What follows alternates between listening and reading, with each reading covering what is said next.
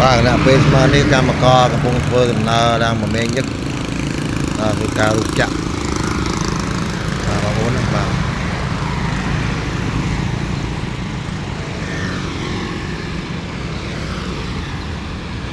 កម្មករធ្វើដំណើរម៉ូតូឡានពេកឆ្វាយពេញផ្លូវបងប្អូនហើយ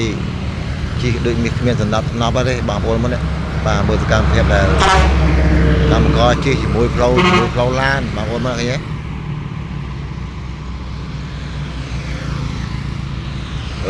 ផ្លូវជាតិមានកំណុះគេហើយដល់ពេលជិះមានមកកមានគ្រោះថ្នាក់អញ្ចឹងហើយ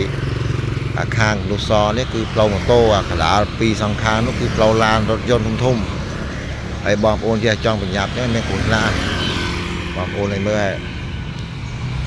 ហើយឡានធ្វើចរាចរណ៍តាមដងផ្លូវធំហើយឡានច្រើនទៀតហើយកម្មករជិះ3 4ទឹមគ្នាហើយបងប្អូនមើលកម្មករជិះឃើញទេនៅកណ្ដាលផ្លូវហើយផ្លូវជាមួយផ្លូវឡានហើយមកមានញឹកចេញពីធ្វើការរោងចក្រទៅគឺមនុស្សច្រើនណាស់បាទមកដល់ឡានហើយ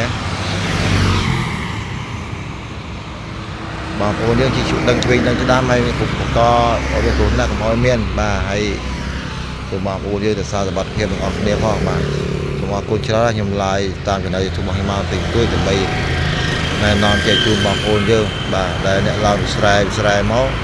ទីម៉ូតូអត់ដឹងឆ្វេងស្ដាំទេបងប្អូននេះម្នាក់ពេញផ្លូវបាទសូមអរគុណច្រើនហើយសូមរក្សាសុខភាពទាំងអស់គ្នាផងបាទអរគុណ